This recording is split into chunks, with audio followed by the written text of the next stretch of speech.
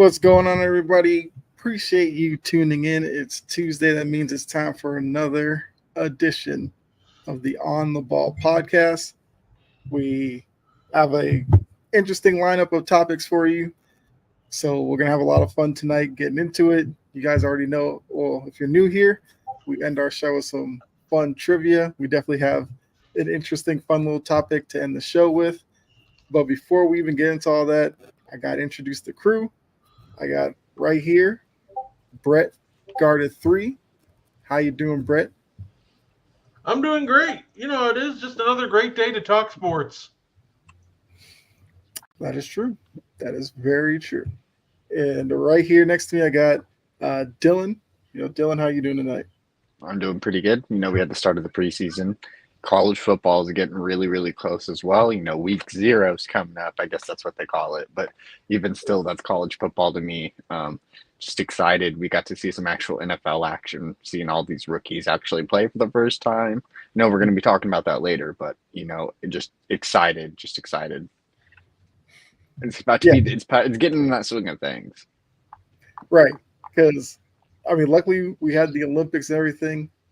So the gap between like NBA and the NFL season wasn't, too blank. You definitely have baseball, but you had the Olympics that kind of took your time, and now we're, like you say, into the preseason.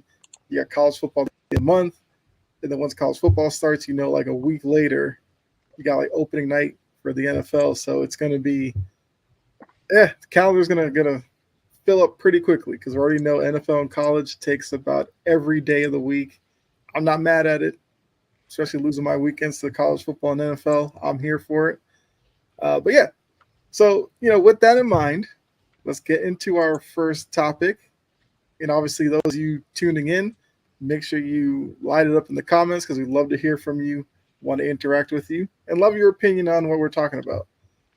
So Team USA, if you didn't see it, they did win gold with all the trepidation and all the concerns coming out of the exhibition/showcase period for Team USA. They go through the tournament. They win gold medal against France. We all know that in 2028, if you saw the closing ceremony, it's going to be in LA. I thought it was pretty cool how they did that, using Tom Cruise to jump in his Mission Impossible bag. They had Snoop Dogg and all that. But I feel like it's kind of interesting now looking at how this tournament went. What could the team look like in 2028? So that's going to be like the second question. The first question will just be like your thoughts on the gold medal game and Team USA as a whole with their Olympic performance.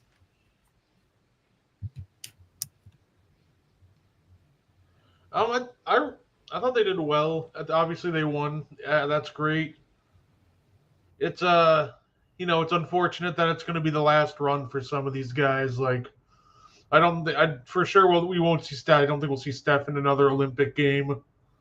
I don't think we'll see LeBron in another Olympic game. But 2028 is in LA, and that man has aged very well. So, Kevin Durant, injury history and everything's creeping on. But I doubt it. So it really felt like the end of an era at the end of the day with the Olympics, and they went out with a bang. Steph put on a show.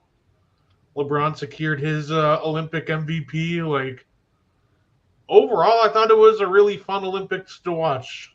Not even just with Team USA. Shout out to the other team. South Sudan made some great runs. We'll obviously watch Greece with Giannis going crazy over there. So overall, great Olympics, and it was a lot of fun to watch for Team USA basketball. Yeah. Dylan, what were your thoughts on Team USA as a whole?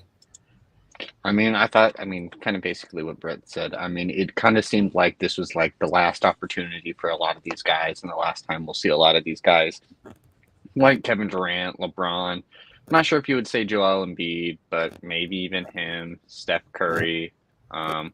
Just because we also have a lot of younger talent. You look at the young talent on this team that will probably be here next year. Like with Anthony Edwards, Tyrese Halliburton, Tatum, even someone like Davis and Adebayo could get back on this team. But I mean, it was kind of just a good way to cap it. Steph Curry going out in a Steph Curry moment to save the game, his heroics. Just absolutely taking over.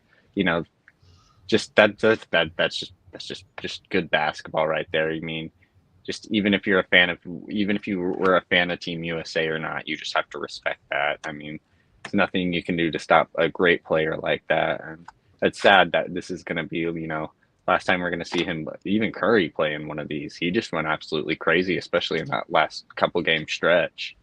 Mm-hmm.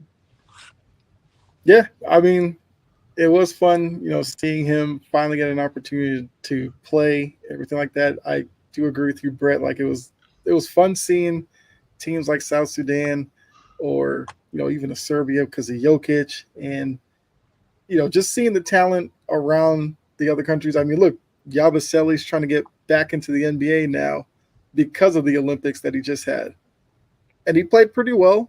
I wouldn't be surprised if somebody gave him a second chance at making it in the NBA.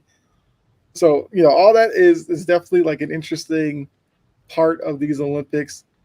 Like I said, let's get into what 2028 could look like. Hey, what's going on, Jory?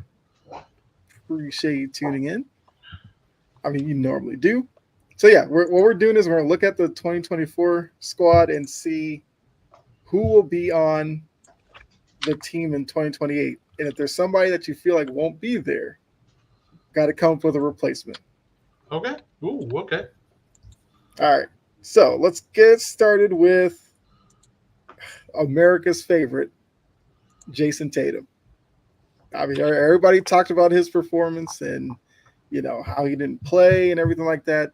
So do you see Jason Tatum there for 2028? I mean, you could keep it as like yes or no. If he wants to be, yes. Okay. Like if he didn't feel slighted by 2024 and he wants to come back for 2028, then he absolutely should have a spot on the team, no question. Yeah, basically it's a matter if he feels wanted or not. Like if he feels it's going to be the same, kind of rodeo, no. But if he feels like, they want him and he's going to be given the opportunity, then yeah, I don't think he has any issue. I don't think he would hold a grudge like that, but just kind of gives you a sour taste. Like the experience was nice. I imagine just the veteran and just all the stuff he learned was probably honestly worth it at the end of the day. But not playing just kind of sucks, especially when you were the only player up there with the only all NBA first team player on that whole Olympics roster. I mean, that's a good point. I do think he said that like 2024 wouldn't shape his idea of 2028. So he's definitely playing it as like if he feels like he wants to be there in 2028, this experience won't change his mind anyway. I think it's the right way to go about it, but we know he's been the talking point for most of the Olympics. Well, I agree. He should be there. Next up, another guy who didn't see a lot of time, Tyrese Halliburton. I think he'll be there. I think Tyrese Halliburton will be 28 when the next Olympics comes around? 2028? I think he's like around 24 now. So yeah 28. He'll be in his prime, dude. They had him on the Olympics this year because he was a young, good talent. I mean, he's only getting better. He's only learned and is only getting better. He's probably going to be a way better point guard 4 years from now. At 28, I imagine his skill set will be way expanded. Yeah, he'll probably be one of the starting. He'll probably get way more minutes. Okay. Yeah, I agree. I think he'll be there too. Yeah, I do as well. I mean, he's high assist man. Why not?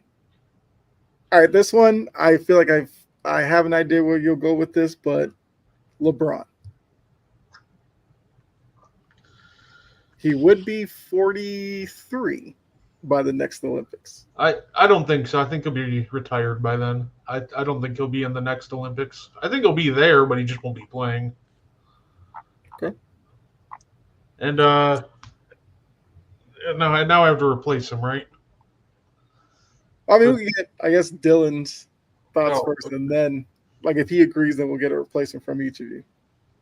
Yeah, I'm gonna say he retires just because no, winning gold, probably don't want to overwork himself. Maybe, maybe if he just finds a way to keep playing at this age, but I'm not too sure. It kind of feels like with Bronny being in the league, he might be on that downward, like, let me be more of a mentor now. Yeah. He had his I agree. experience playing with Curry, playing with Mhm. these young guys, generation who learned from him. Right. Yeah, I agree. He probably won't be on the team. Would you be surprised if he was a part of Team USA basketball? Not if he was a coaching role, I wouldn't see like a player coach. I would, no, something like that. I guess I wouldn't be horribly surprised if he actually did play in 2028 just because of how well the man's aging. I Yeah. just think he Probably runs. be even better. Yeah, right. Like I just think he gets almost bored of the game before then and just walks away. I got you. All right. Replacement. I think this one's easy. This might be the easiest one. Give me Jaylen Brown. Let me reunite the Jays on the Olympic stage, and Jaylen Brown could try to add a gold medal to his repertoire. Okay. I like that one. I mean, Dylan, do you have anybody? Jaylen Brown was going to be my pick. But Okay. I'll go a little different. Paulo Banchero, 25 at that time. He's playing really well now for the Magic. I don't see why he couldn't. Yeah. I feel like that's a good one as well. I was going to go Jaylen Brown. He probably needs to have a conversation with Grant Hill first because it seems like Grant Hill might be a little salty for the way, Jaylen Brown called him out and Team USA basketball. So if they can iron that out, I would love to see Jaylen Brown in 2028. Hey, what's going on, David? Appreciate you tuning in. Watching from Cedar Hill. I remember you, David. I feel like it's been a while. So let's keep going. Joel Embiid. Now, mind you, the man is a triple citizen. He got his gold with the USA. He may go, I'll play with France next time, or go back to Cameroon. Or do you think he stays with Team USA in 2028? I feel like Joel Embiid's going to go play for either France or Cameroon in the next Olympics just because he seems to be bothered at times by public opinion. And I feel like the only way to wash like this, move that him joining the strongest team possible or the easy gold that, everyone's narrative that they threw on him is just for him to try to take Cameroon and France. And honestly, I can see him playing for Cameroon in 2028. Okay. Dylan? Yeah, I'm just going to kind of just second it. Yeah, he'll probably just leave, go play somewhere else, put a bit better narrative on him, if he makes like, gold finals or something like that with Cameroon, or even wins the silver, or even something along those lines, he'd be probably happy. Yeah, I think he is playing somewhere else. I feel like he did the USA thing this time just for the experience and to get the gold medal. And now he probably, maybe to appease the French fans, plays with Wemby and France in 4 years. All right, so who do we have replacing Embiid in 4 years? Oh, I have Chet Holmgren. I think that would be a good pick. I was going to go Chet too. I was thinking Chet. Part of me wanted to say Derek Lively just because I'm a huge Derek Lively fan, but yeah, it's going to be Chet. I can see Lively. But yeah, I feel like it'd probably be Chet as well. Okay. So far, nothing too crazy yet. Drew Holiday. He would be 38 in 4 years. I think he'll be long. I think he'll be long retired before the next Olympics, or maybe not retired, but I don't think he'll be in a position to play Olympic ball.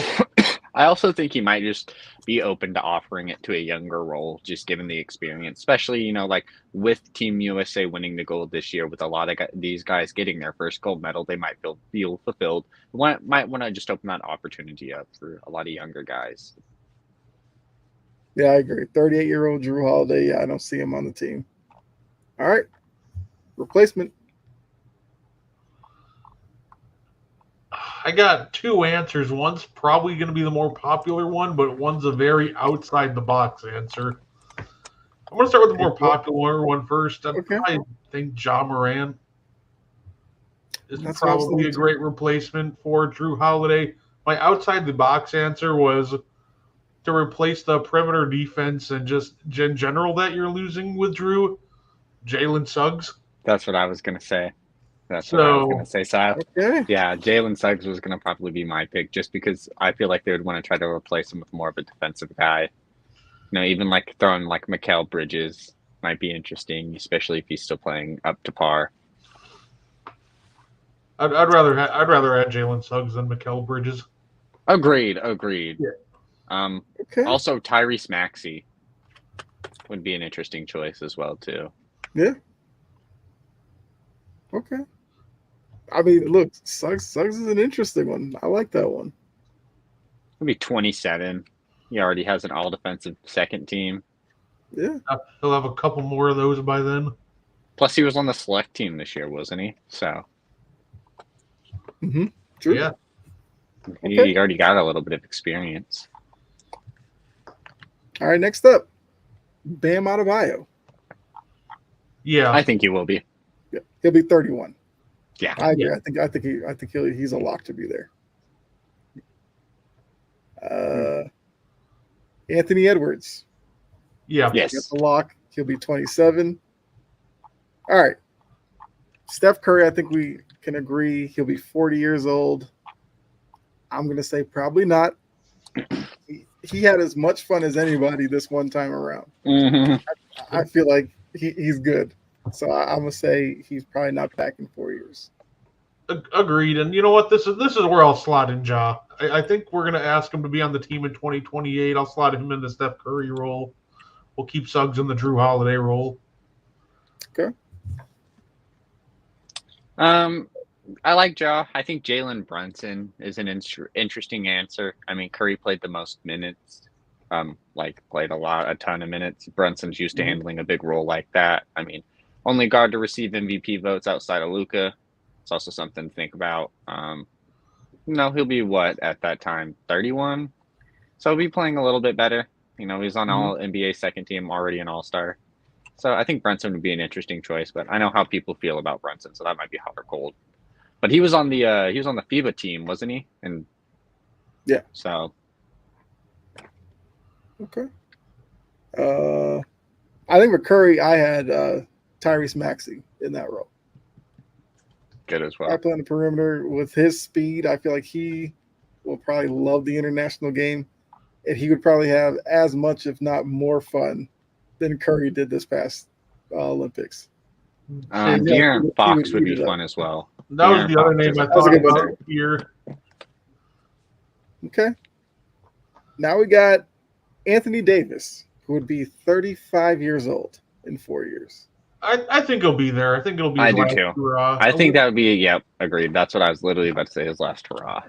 Especially we got the Olympics in LA, and especially if he's still on the Lakers as the best player. Yeah, I think that's the easiest one. Okay, I can agree with that one.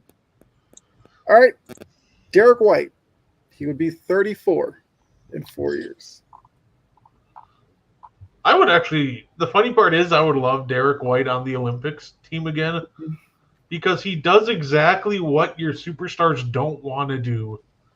He does the dirty work. He dives on the floor. He does exactly what the superstars do not want to do. Do I think he's on the Olympics team in 4 years? No. But I do think that we need another. If we get rid of him, and especially if Drew's gone too, we definitely need to be looking out for a guy like those who's willing to put in the extra work. Okay.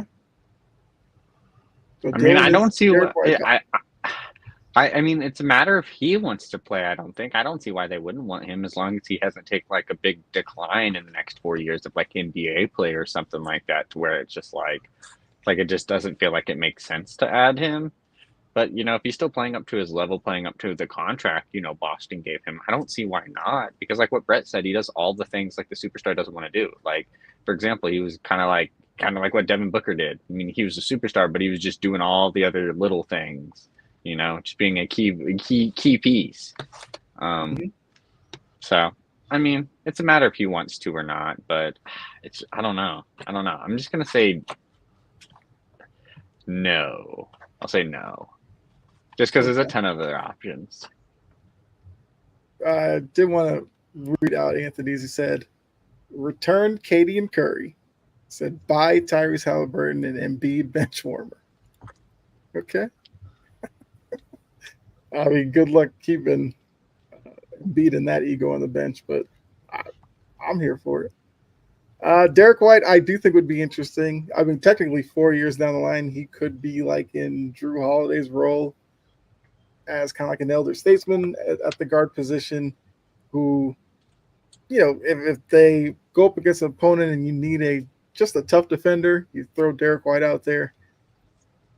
Part of me also thinks that, Derek White kind of was in a good situation this time around where Kawhi drops out and Jaylen Brown wasn't considered. They went to Derek White. I don't know if that happens in 4 years, but I'm going to hold out hope and say Derek White's on the team in 4 years. Okay. Well, I guess, did you give you a replacement for Derek White? Oh, no. I did not. And okay. I want him to be on the team, but he wasn't even originally picked for this team, and we have just an influx of just elite guard play coming up. So I'm going to go outside the box here. I think they're going to give it to an even younger guy. Give me this spot going to Cooper Flag in 2028. Okay. Get him experience around the superstars. We occasionally have that one young guy that's just kind of there to learn. Look at Christian Laettner on the 92 Dream Team and so on. Anthony Davis was on the 2012 Olympic team, even though he never really played.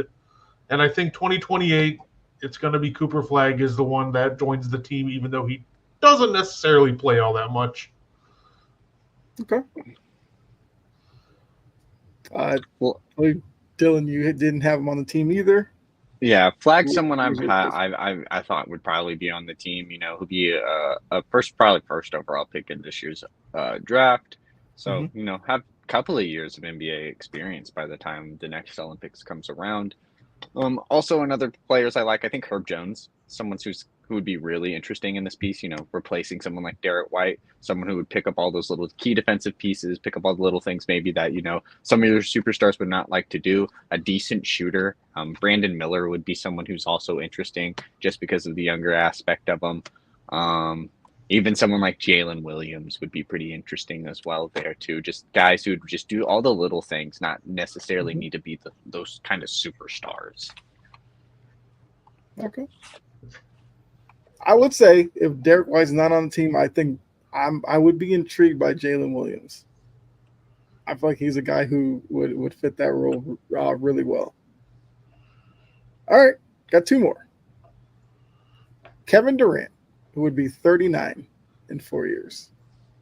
I just think he's not playing basketball anymore at that point. I think if he's still playing, then it's up to him. He should definitely get an invitation back.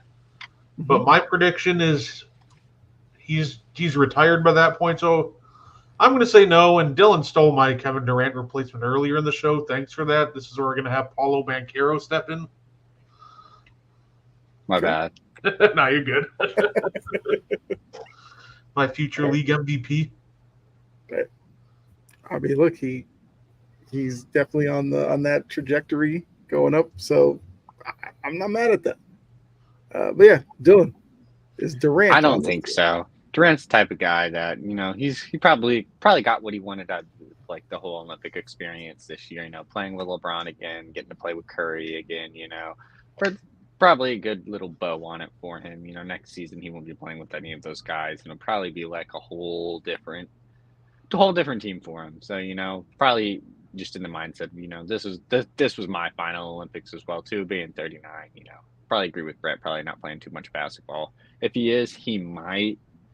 But I mean, how effective is he going to be? Probably still really good, but yeah, I just don't feel like he would probably want to. All right. Yeah, I agree. I don't have Durant on the team, and I think this would be a good spot where Brandon Miller gets on. Anthony asks, would you want Josh Hart on the team in 4 years? Yes, absolutely.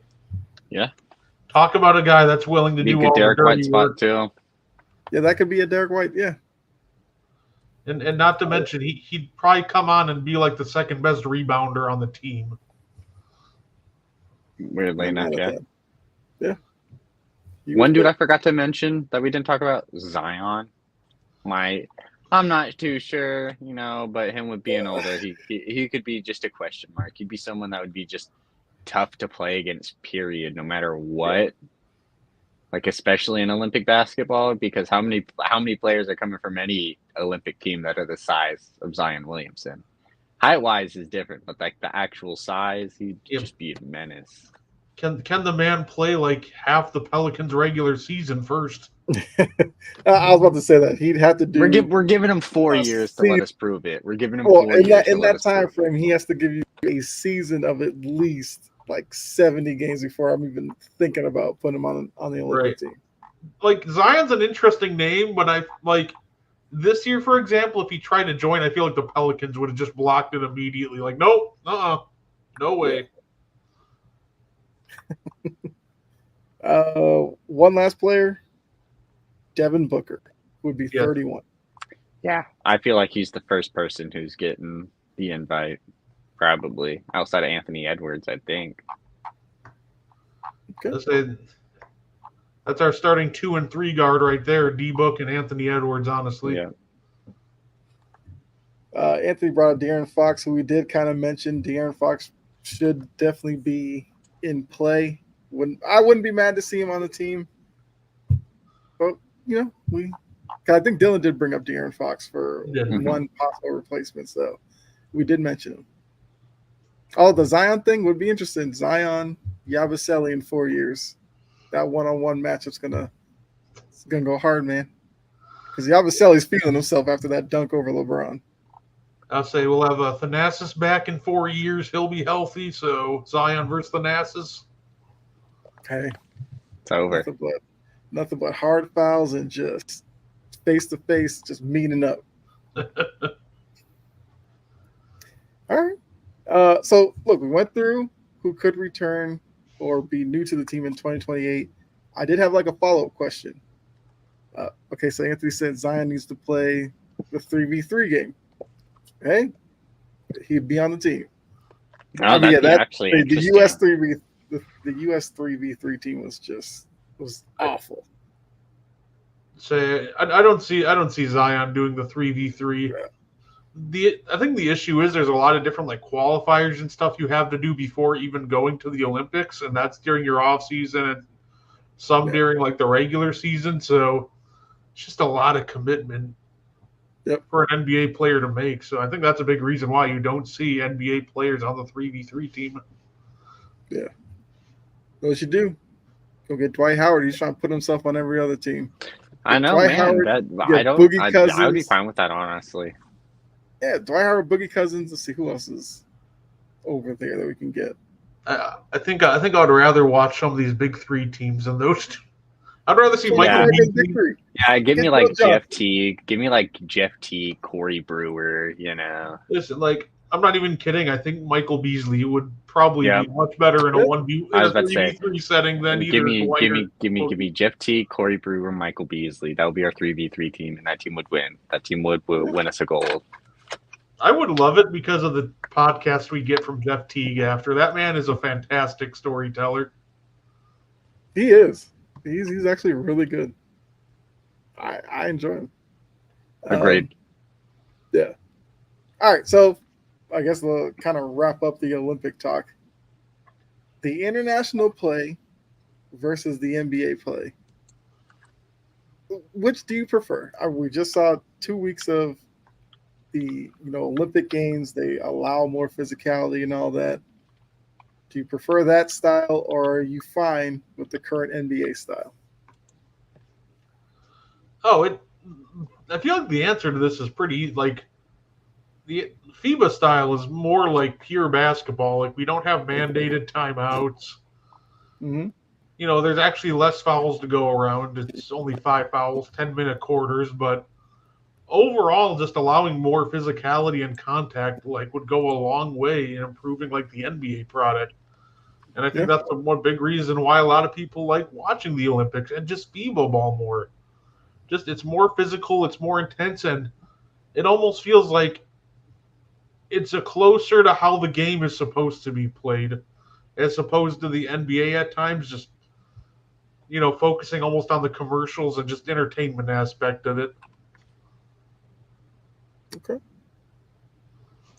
Agreed. I think the game's obviously played quicker, 10-minute quarters, level of physicality. It just feels like it's an overall, like, just better experience, Feels like you're kind of like getting to actually feel like the true potential of a lot of these guys in some of the situations, just because it's a more smoother process, less time in between. We're not seeing timeouts, a lot of resets, different things like that. It's just like, we're just seeing pure basketball go until, maybe like a turnover.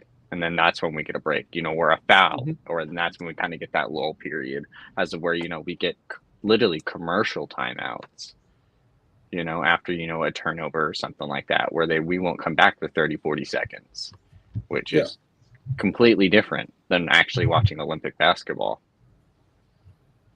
Yeah. I mean, it's definitely a good point. I mean, obviously that part of it probably wouldn't go away because, got all the sponsors, everything that they have to pay and all that. Why doubt couldn't the we get like a players would go 30-minute halftime? Give us like a 30-minute halftime and just give us a bunch of ads, commercials, sponsorships, whatever. Give us 10-minute quarters, less commercials. Okay. I mean, that'd be interesting. I mean, obviously, their end, they might be like, well, if they know all the commercials are coming at halftime, they could just avoid it. But then again, so what? Because some people will sit there and watch it. I mean, that's not bad. I'm about to say the 10-minute quarter thing. I wonder if the players would go for that. Because if I'm the league, I'd be like, well, if you're playing shorter quarters, that money might have to come down a little bit. Oh no, you're playing 8 less minutes. You get over it. I wouldn't hate it. I think the ball in the cylinder thing would be fascinating because guys like Gobert, Jared Allen, like they would just dominate in that aspect of the international play, especially the defense of 3 seconds not being a thing. It would be a double-edged sword with that because I think guys like Gobert would be able to, camp the paint and just sit there much easier. But on the flip side, there's so many good shooters in the NBA that if you're going to camp the paint, they're just going to run handoffs for pull-up wide open threes. And how many of those are you really going to get the chance to, knock off the cylinder? Like, not many. So it would be interesting, but I don't know if, like, letting them sit in the paint and knock stuff off the cylinder would be almost as like huge as it would be a big change. It would have an impact, but I don't know how massive people like it would be for some people because these are some really good shooters. You wouldn't be able to just sit your center in the paint. Yeah, that's a good point. Obviously, can't do it to Al Horford. He might drop 50 on you. Why wasn't he on the Olympic team? That was the biggest person we needed. I'll say the man had the year of his life. If he probably played, he probably would have been in like Puerto Rico or something. He was Dominican, I believe. Probably banned him. They wanted it to be competitive. Would have won everything by 50 with Big Al. They would have started him and he would have dropped 50, and they would have just had to give him the gold medal. Somebody would give him a mean look, and then he would just take it personal, like when Giannis mean mugged him. Yep. Al Horford would play for the nation of Al Horford and just win the gold himself. Exactly. As you can tell, no Al Horford slander on the ball. Mm-mm. All right, let's move on. All right, so we got the NBA and then Olympics out of our system. Let's go to the NFL. So we have kind of 4 players that are all looking for either a new destination or a new deal. So we have Brandon Ayuk, which if you follow that story's gone every which way possible. It's gone from long-term contract. He wants to be moved. Teams are trying to get him. He doesn't want to play in any of those spots. Then it was The Niners are trying to renegotiate with him, and now it seems like we're at the point where Pittsburgh has a deal on the table, and it's whether or not the Niners will accept it. Because that's where Brandon Ayuk really wants to play because he loves Mike Tomlin. You got CeeDee Lamb, who, I mean, along with Micah Parsons, I could have thrown on here, and Dak Prescott need new deals. I threw CeeDee Lamb only because Jerry Jones wanted to tell all of us that he's in no rush to get a CeeDee Lamb deal done. Which, okay, Jerry, if that's He was in a rush to sign Zeke back. Right. Yeah, he jumped at that opportunity, but CeeDee Lamb, you're not in a rush. You're taking your time. Okay. You got Hassan Reddick, who the Jets traded Bryce Huff for. Hasn't played a regular season game yet. He's done with them. He wants out, which is the Jets. So I'm not shedding a tear for them. That's their problem. You have Matt Judon, who has a deal for this year, wants a new deal from the Patriots. I think they're at a stalemate now, and now teams are calling, inquiring if he's available. So something could happen there. There's actually more people that I could throw in here as well. Jamar Chase is basically doing a hold in. He wants a new deal from the Bengals. But looking at these four right here, which situation gets resolved first, and how do you see it being resolved? I would say and I'm not sure if you would call it safe money given, how it's played out so far, but I would say Brandon Ayuk. I don't think he wants to play with the 49ers, regardless of whatever is coming out from the 49ers. Oh, we're giving him different contracts. Oh, we're doing this. Oh, we're trying to do that. Yeah. I think he's just done. I think he doesn't want to play there, doesn't want to be there. And the concept, that, he's very open to playing with the Steelers, he's already worked out a deal with the Steelers, talked about it, everything along those sorts is nice. It's just a matter of will the 49ers accept or not is kind of interesting. I think they'll get to a point where they might cave. Surprised we haven't heard any other teams trying to sneakily try to come in for him. And it seems like the Steelers have been that team, even when, it came out, the Patriots and the Browns were very high on him. It was always the Steelers just right behind in the news. And the concept of the front runners doesn't surprise me neither. I think that will get resolved first. I think a lot of these situations, CD's probably going to get resigned. I think Reddick is just going to kind of just deal with it and play with the Jets. I think Judon is I think out of all of these guys, the most level-headed and is probably I really want to sign here. I just want to make sure, I get what I'm worth. Okay. And so I think Ayuk is the first one moved. CD being moved would completely shock me. I don't think that would be anything that would happen. I think they would end up getting worked out. I think Jerry Jones just being Jerry Jones, making headlines. I think CD does get a new deal. Reddick getting moved could be something that happened. I'm not sure how much dead cap it would be to cut him, but him just even being released would be something interesting, But overall than that, I think Judon probably stays. I think he only gets traded if the Patriots come out and are like, hey man, we're really rebuilding. Yeah. Let's put you on a contender. Okay. Brett? Yeah, I agree with him. I think it's Ayuk. I think that situation's just done. We're talking about him wanting top 5 wide receiver money. I don't think the 49ers value him as that much as a top 5 wide receiver in the league. He's a top 8 in my opinion right now, probably. He's definitely not top 5. I could probably name closer to 10 that are better than him. But overall, I think he wants more money than the 49ers are going to be willing to shell out, and I think he just gets moved to the Steelers. Let me put it this way. I think they value him, but now we're looking at Trent Williams wanting more money. 2025, that's a Purdy extension. They can't afford to sign him. At the price point that he wants, and I think it just ends in a trade. The other one I considered is I don't think Judon goes anywhere. I do think the Patriots end up paying him. So, okay.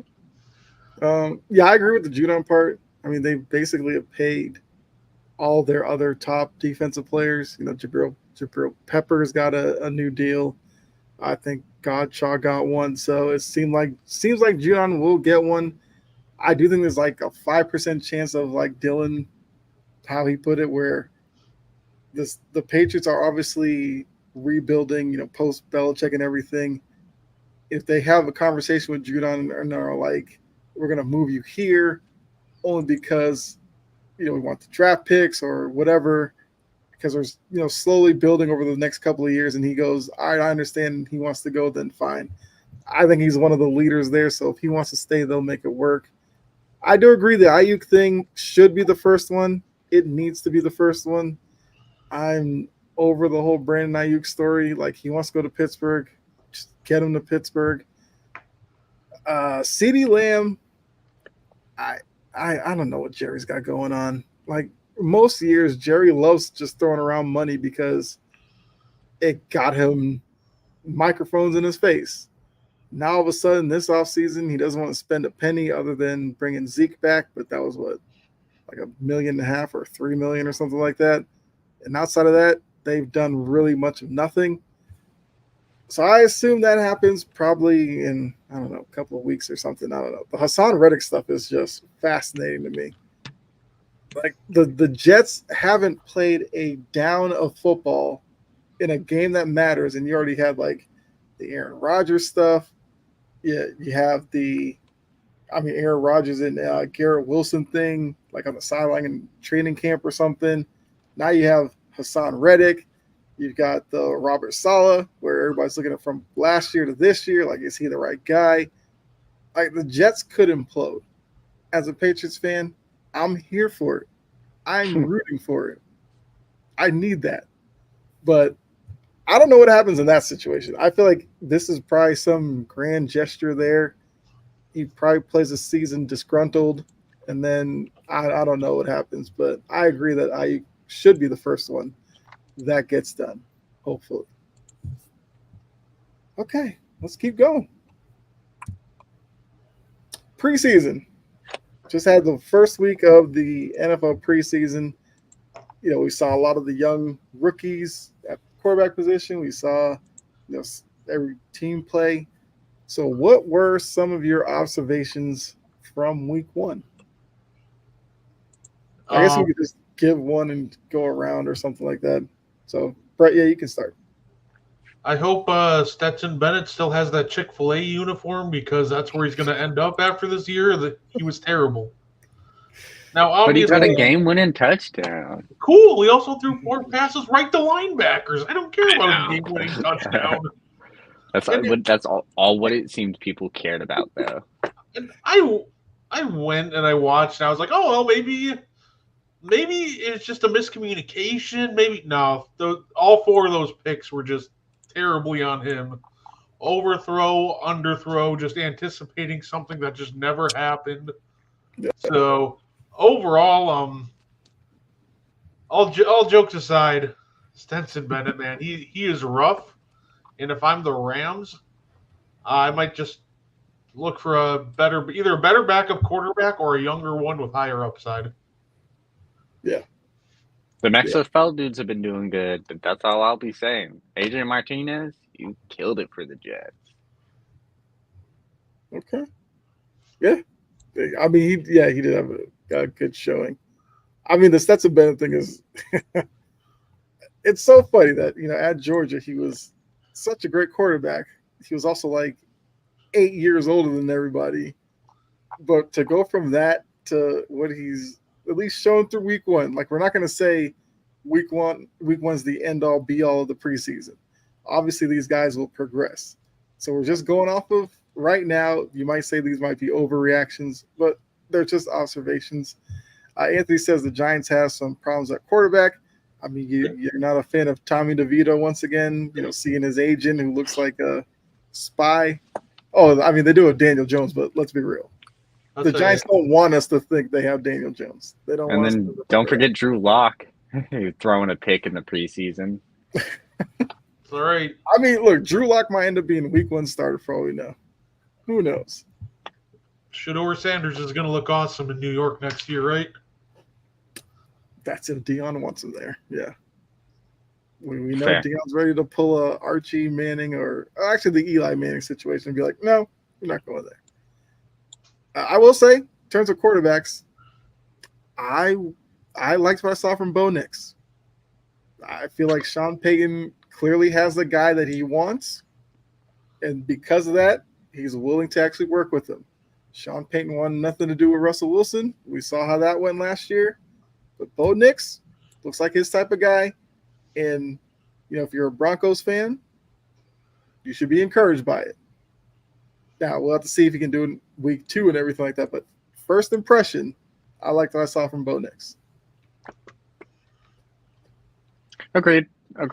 Bo Nix looked really nice. A lot of the rookie quarterbacks actually looked fairly decent, I will say. It didn't seem like we saw any really, really horrible, poor performances where this dude just needs some time. It seemed like all of them, definitely didn't look perfect, had some strides. JJ McCarthy, looked good, had a pick. But other than that, he looked decent. Sucks he's going to be out for a little bit as well, too. But Bo Nix looked really good. Your Patriots side, Drake May didn't look bad, but Joe Milton looked really good. Granted, you're playing in the preseason, but he looked really good. Out there, even people having redemption chances. Look at someone like Zach Wilson. He didn't even have bad drives for the Broncos. Mm-hmm. Ended up getting the game winner, or setting up the game winner. Yeah. I'd probably still put Bo Nix over him, but Zach Wilson wasn't terrible. The Joe Milton thing. Look, Joe Milton is your classical preseason guy that's gonna, get you up out of your seat. He looks like basically what they had like Malik Cunningham last year. Now the one thing working in Joe Milton's favor is it's not Belichick. Like Belichick was never gonna play Malik Cunningham. I think with this new regime, Joe Milton could actually have a shot at it.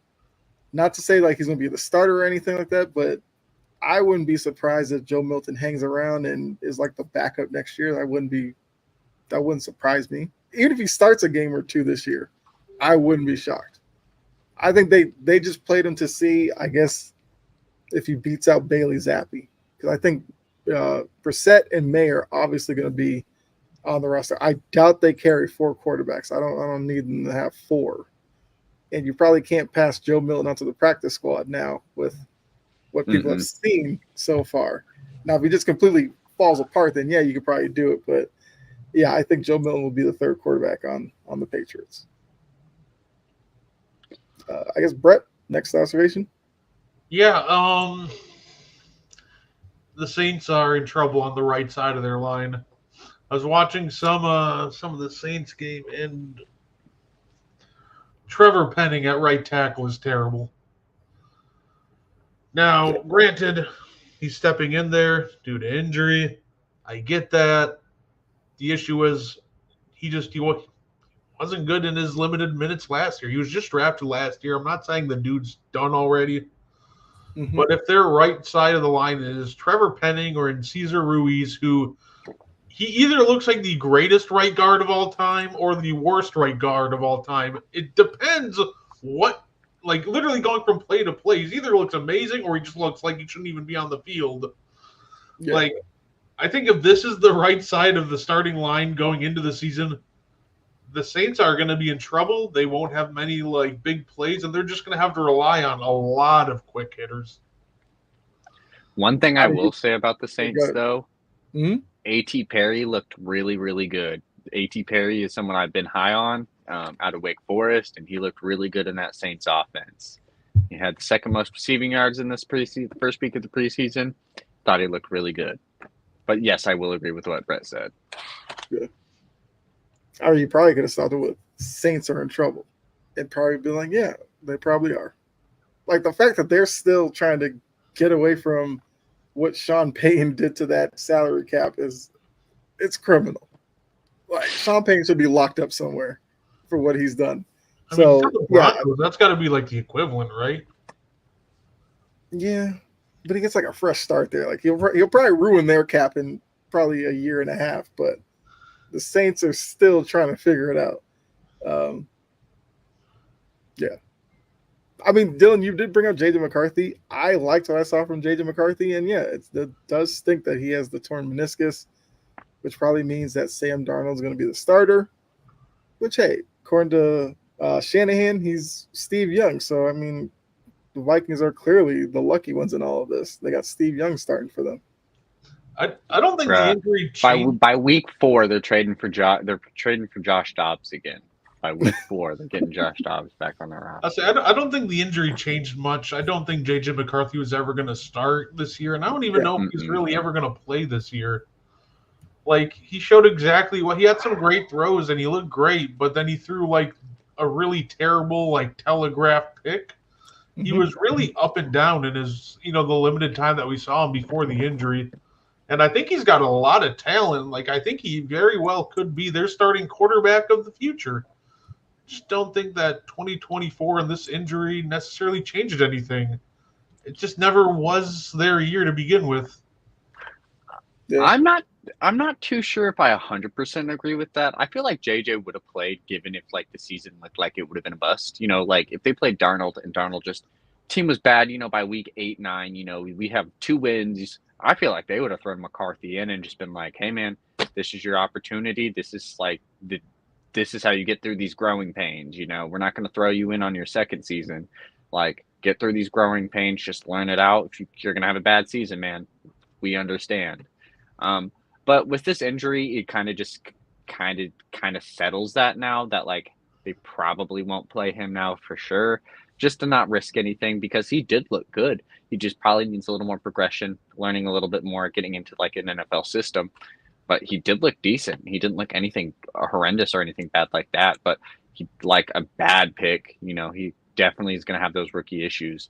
But I'm not sure if they would have been totally against playing him right away before this injury. I feel like them playing him as much as they did, even given it was the first preseason game, shows that they want to see what they can get out of him now. Yeah. I mean, Jory did jump in here about our Titans. I did watch some of that game. They do look good. I did really like their defense. I thought, Levis was good as well. I mean, I've said it enough. Like, I'm intrigued by what the Titans could be. I feel like they've kind of changed their roster a little bit, flown under the radar. Not a lot of people talked about their necessary moves that they made, and they could be good. Now, it's going to be a tough division because of Houston and I guess Houston, because I'm not sold on Jacksonville and Indy, whatever, but the Titans could be in play there. Or if not there, they should make the wild card race interesting, I will say. I will say I'm not going to talk about just Caleb Williams. I'm going to talk about the Bears as a whole. They looked really, really, really good. Maybe just for the first preseason game against the Bills, but the defense looked really good. They had 2 players who had 5 sacks between them together. Looked like they had a great receiving game. Colin Johnson looked good. They had a backup tight end, Tommy Sweeney, who looked really good as well. Caleb Williams looked good. Brett Rypien, who was like their 3rd string, 2nd string, ended up being one of the better quarterbacks, of the preseason of the first week. So not just talking about Caleb Williams, but the Bears look good. The Bears look good. Yeah. My whole thing with the Bears is we saw what they did with Fields. They could never actually build around Fields. Now, they've set up Caleb Williams to be in a better position, but I need to see them continue that. Yes, this past offseason was fine. You brought in a couple of guys. You brought in some linemen as well, which Fields never got that. But they need to continue. Like, next offseason, do they continue building around him and getting better squad? I do agree with you that the Bears did look good. I think they'll be improved this year. How much? I don't know. But Caleb looks like he'll be fine. He had some plays where he held the ball a little too long, and I feel like that's going to be an issue at times, probably early in the season. Like, he'll probably be one of those young quarterbacks that mid-season he'll look really good. Early on, you'll have to deal with some rough play with him. The I'll Bears fans, I feel like, agree. will be fine. I'll agree because it was hard to tell if he was like watching for his progressions or if he was really just like holding the ball because sometimes it looks like he was just holding and then he would just throw the ball to to an open guy and it was like, "Oh, well, okay, that's fine." And then it was like, "Oh, well, no, he's just actually just holding the ball really long. Like get rid of it, do something." Mm. Yeah, I think I think a lot of that was him reading the progressions. I don't think he was necessarily holding the ball.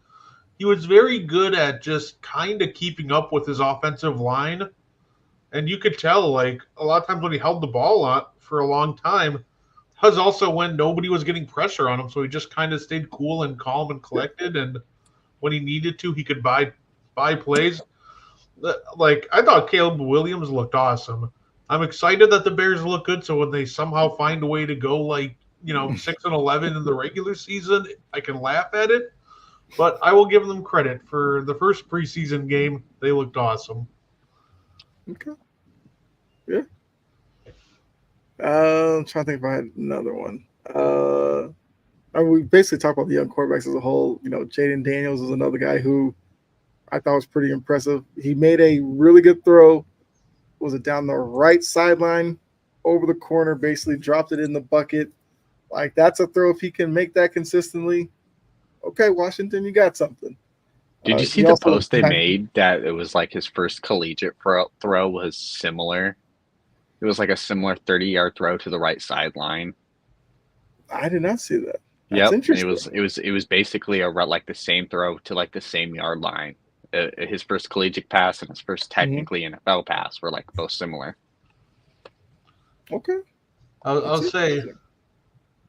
wanna shout out Key some to stay healthy. yeah. Say shout out Wisconsin real quick before I get to the Packers. Jets got a real one in Braylon Allen. He looked great. Mm-hmm. 6 runs for 54 yards, nice 24-yard gain too. He could very well be the best rookie running back this year. Like that kid's got a lot of talent. My quick Packers observation: Jordan Love looked great. Came on for 2 throws. Decided to just get done early. Throw a nice touchdown to Dobbs. I think the Packers. I think they looked really good. The one thing I will say that I'm worried about: our offensive line depth right now looks terrible.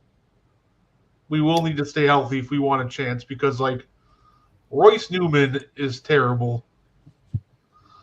Like he's been terrible for years, and I do not understand why he's still on my team. How the crap did he survive a regime change? I don't get it. And then like I think if I broke half the offensive lineman's legs, they'd still move better than Andre Dillard. But even Andre Dillard might move better than Royce Newman. Overall, I like what the Packers are looking so far. But if we do get some injuries along the offensive line, I am really worried about that depth because it does not look great. Okay. I mean, Um, Dylan, Seahawks update. Like, how you feeling about your Seahawks? our defense looks good. Our defense looks pretty decent. I mean, overall, we held the Chargers to less than 200 yards, I think, overall offensively. Um, some players like Byron Murphy looked really good, just different pieces like that. It was hard to tell, what we were going to probably get out of someone like Sam Howell. Gino didn't obviously play. PJ Mm-hmm. Walker didn't look too great. But, like, one thing that I could get from, what I seen from Seattle, it was they definitely still have one of the better running games, just given they have excellent talent. I'm sorry, having a running back room of Kenneth Walker, Zach Charbonnet, and even Kenny McIntosh is just it's hard. It's hard. It's one of the better running rooms in my opinion. Maybe I might just be a little bit biased, but overall, getting someone like, Mike McDonald there, we expected the defense was supposed to take a big drastic change. And given they have great pieces on the defense like Leonard Williams, Draymond Jones, Devin Witherspoon, Tariq Woolen, Julian Love, just so many good pieces, you expected the defense to take a big hike, and they did. Chargers only got 3 points in that game. It was just a good game. It was fun to watch. Somehow looked fun, but still kind of not too sure what you can get from him. But overall, it was a fun game to watch. I liked what I saw from Seattle. You know, if our defense can be this good this year, you know, especially given that's been our kind of bad thing, especially our rush defense. We can have a good defense this year. Not saying Gino's good enough to take us anywhere, but man, a girl can dream. A girl can dream. Brett, this is for you. Dillard stinks, and Dillard's the main reason why the Titans only won 6 games. And he might not even be our worst backup offensive lineman, is the sad part. That's got to be troubling. I mean, for the Patriots, I'll just say the Juju Smith-Schuster era is over. He was released. All I got to say is thank you. I love the message that they're sending where they said, like, they basically released him and they pulled out of the Brandon Ayuk sweepstakes because they want to focus on the young wide receivers. I mean, yes, they're not household names, but I do think Polk and Baker could be good. I think Kayshon Butte. I still don't know how he even pronounces it. I still go Butte. I thought he made some tough catches, and I feel like he looked good. He had his offseason with the issues and everything, but he's like gotten past all that. Like he made one tough catch where, he's running down the seam. He turned and just got his hands up like right over the defender. He snatched out of the air, turned around and ran towards the goal line and think he was pushed out of like the 1. I'm like, if he can give them that, I'm here for it. I feel like that would be, really good. Jaheim Bell is intriguing. Is he going to line up as a fullback, as a tight end? Can he line up as a wide receiver like that guy from Florida State? I feel like they're going to use him. So I'm glad that they moved somebody off the depth chart who's going to obviously take snaps away from one of these young guys. Because, they're not going to be a great team next year. So you might as well throw these young guys out there and see what you get. Because you got Pop Douglas as well, who had a great year last year. This is his second year. You feel like he's going to be even better. So if he can take a step, Baker and Polk come with him. You still have Bourne, who I love Kendrick Bourne. He was coming off the knee injury. Like their wide receiver group could be fun to watch. You still have Tyquan Thornton. And this is a big year for Thornton. Like he needs to produce in some way this year. Otherwise, I feel like he's going to get squeezed out next year. Or maybe even this year. Like if he doesn't kill it in the preseason, he might be a guy that just is a camp casualty. But I'm intrigued by him as well. I like Antonio Gibson to the addition of your guys' offense. He definitely is someone who's going to fit very well, just being a dude who can run the ball, but also be a good receiving back. That's something like having Ramondre and then like having Antonio Gibson also be out there on the field. It definitely throws some different looks out there because he can be an excellent runner. He was with the Commanders. And then just having a power back like Ramondre and then, throwing Gibson back out there to be a receiving back. Smart play. It was a smart play by New England doing that. Yeah. I thought they'd just be more competitive. That's where last year was just so rough on Patriots fans. It was like, you felt bad for Mac and then others just hated Mac. But it just got to the point where you watch Mac just get frustrated out there and everything. Like this year, it seems like whether it's Brissett or May, they're just going to be a more competitive team. The defense is still really good.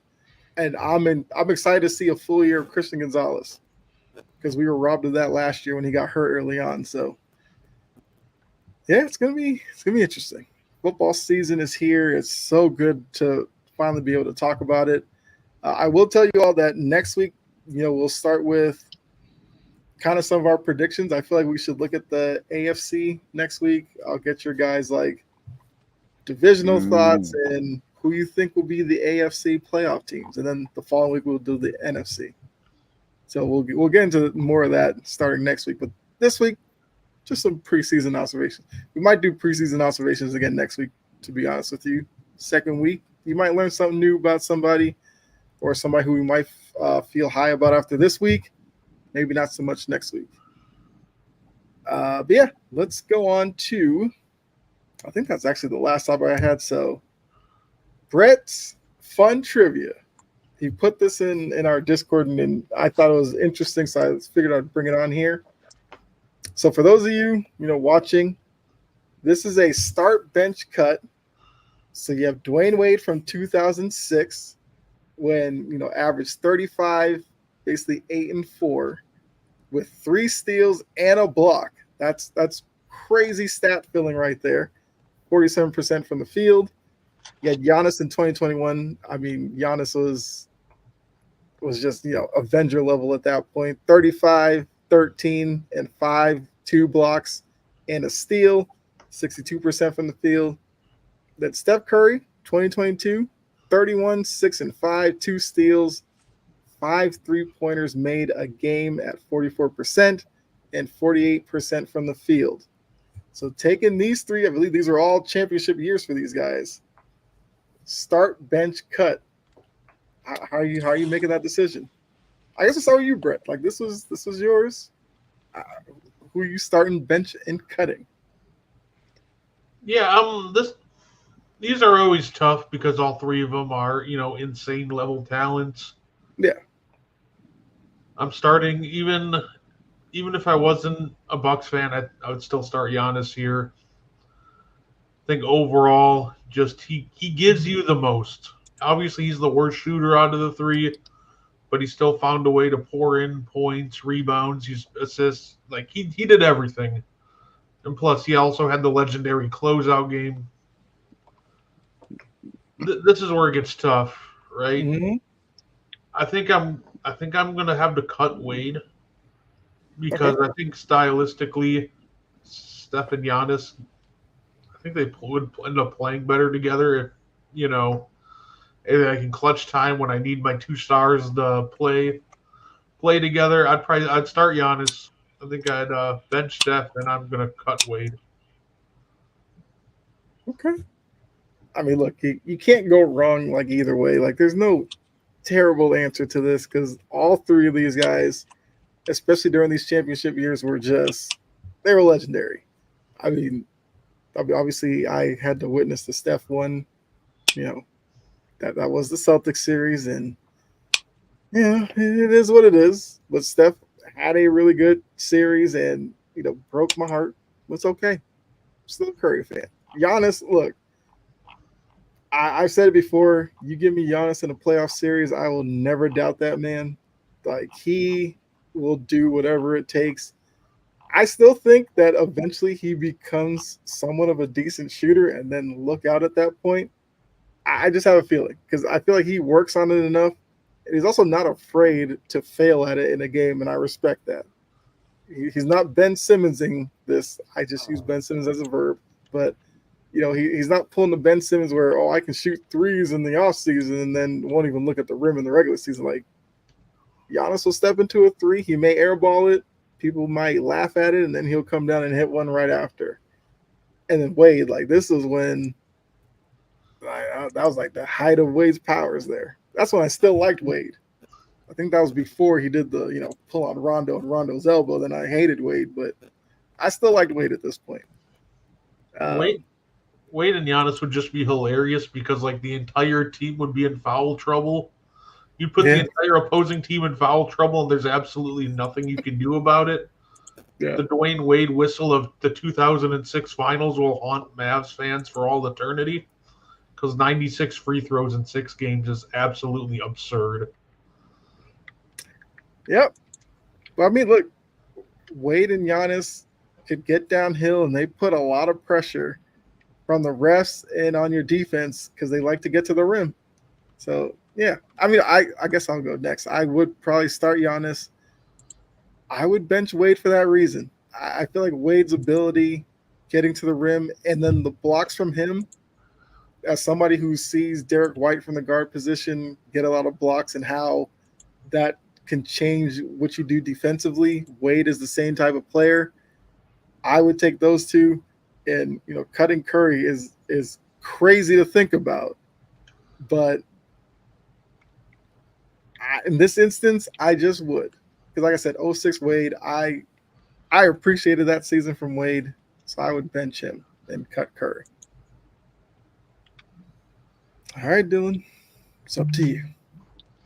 So I'm gonna have to agree with Kyle on this aspect. That's kind of where I was leaning for. Was starting Giannis was kind of like undoubtedly the easiest answer, just because like given just his height, his size, he's just gonna out of all of these three guys, he's just the most unstoppable to stop. Like if he wants to drive to the rim, and if he really wants to, he probably is going to. At the end of the day, a 2-pointer is easier to make than a 3-pointer, anything along those lines. But the reason I chose D Wade over Curry was kind of the same aspect. He was just that 2060 Wade was just a menace when it came to going to the basket, but also just his defensive ability was just hard, just one of none basically. He played so excellent that this is probably even like Curry played really great in that Boston series. That's probably not even the best Curry we've ever seen. As where this is probably one of the examples of where we've seen one of the best D Wades that we'll see. So that's for the reason I'll have to give it to D Wade over Curry. Ooh. All I know is with the Wade and Giannis team too, you'd have to take care of the ball in the half court because if you let them run in transition, you're cooked. Yeah. It just doesn't matter at that point. Just let them have a dunk contest on the other end. Don't even get back. Right.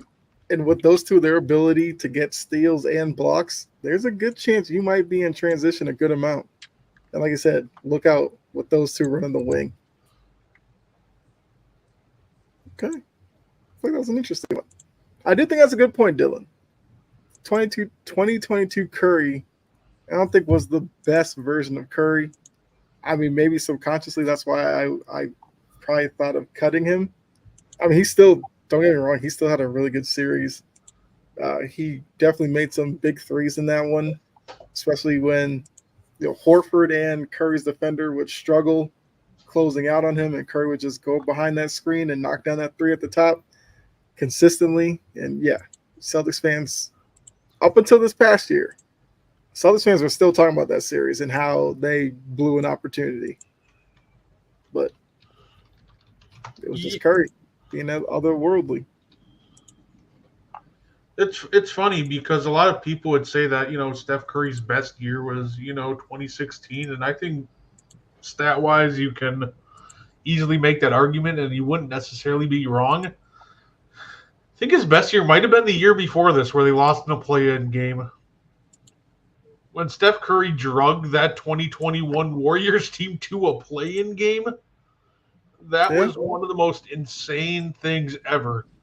Like, let's give a little refresher on this depth chart. Because obviously we said Steph. We had Andrew Wiggins, Kelly Oubre, Juan Toscano Anderson, Kevon Looney.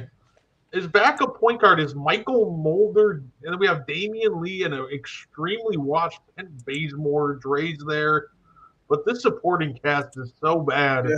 And Steph just had to put in such a Herculean effort and put in that overtime to even get to a play-in game. So I think the big difference with Steph, too, you can make the argument that 22 and 22 Steph is actually better than 2016 Steph, is he just got so much stronger in that time period and he handled physicality so much better than even in like the 2016 and 17 year. So honestly, I can see if you want to say 2016 was a better Curry, but I would almost argue that 2022 Curry might have been just a better basketball player than 2016 Curry, even if the overall MVP and awards might not necessarily show it. That's a good point. Yeah. Because Curry, especially the past couple of years, when the talent around him has gotten worse, whether it's, from Clay's regression, Wiggins' regression. Wiggins, I don't know what's going on. I mean, I know he had like the personal stuff last season that clearly was just weighing on him most of the year. But yeah, just seeing Steph be the constant there. And yeah, they're not as dominant as they once were, but they are still competitive. And it's all because of him. I mean, when you go up against Golden State, he's going to come off screens. He's going to take his threes. And for the most part, he's going to get his shots. And you just have to hope that he's missing them on a night because, the rest of the guys, Draymond now, like I said, Wiggins and Peyton, Looney's still there. Pods Pajemski, I guess is how you pronounce Yeah. it. Like he seems like a guy that you would put in the category of contributor. But even going into next season, like I don't know what to expect from Golden State, And except for that Curry's probably going to put up another 30-point per game season, or at least around that, only because he has to. Like that's the only way they're going to even try to compete next year, and he can still do it even at the age that he's at, and he's not the biggest guy, but he can still fill it up. oh yeah, like I said, he just got stronger. Like the 2016 Cavs method of just hit him every time he comes through to keep knocking him off balance. You can't really do that now. He's so much better at staying balanced through physicality and just embracing content. Now, granted, the 2016 Cavs defense would probably still be better than trying to drop cover Curry into oblivion like the Celtics attempted, but Yeah. at the end of the day, just he's improved so much in ways that a lot of people don't even mention, and I think 2022 Curry and 2021 just might have been the best Steph Currys that we've seen ever. Yeah. Okay. I mean, look, that was definitely an interesting one because with trying to compare them from different years, definitely made it tougher. I mean, most start bench cuts that are out there, number one, 95% of them have like LeBron, Jordan, and Kobe. And it's like, okay, we've seen that one enough. Like, come up with something new. So this one was a new one and a good one. Because like I said, each one of these were championship years. So they obviously had a lot of success, and the numbers are there, all over 30 points a game. For the most part, really good shooters. I got one more question for you guys because I thought this was just the fun one to ask. I'm in a lot of basketball discords, a little bit slow right now. And one of the questions that popped up was great, and I thought of you, Kyle, immediately because it was, who would win in an MMA fight, Brooke Lopez or Al Horford? Man. End the show with the most bizarre question that nobody thought they were getting today. You're welcome. I mean, look, whatever sport you like, whenever it's the off season, that's where a lot of these odd topics do come up. So I can appreciate that, but I'm not betting against Horford in anything. Mm-mm. Yeah. I think, Brooks got some reach on him. He's heavier, but I think Big Al's got a lot more stamina than Brooks, so I'd probably have to go with Big Al. I think he'd be able to outlast him. Yeah. I mean, hey, give it another day. You might get the Brooke versus Robin. Who'd win an MMA fight? Oh, fair enough. I've seen Robin destroy Benny the Bull enough. They're good characters. I can give them that. I mean, look, that's all the topics we had. We got through our fun trivia as well. I mean, you guys have anything you want to add before we get out of here? This is your chance. No, not really. I mean, I usually touch on UFC. I guess there's a big UFC fight this weekend. It's pay-per-view UFC 305. Most people know who Israel Adesanya is, but he's returning to try to regain his belt for the third time. Be interesting. He'd be in Perth, so it'd be a big event. So big name. Of course, I'll be watching it, but we obviously have week 2 of the preseason, which will also be really interesting to watch. And we'll probably see a lot more starters play.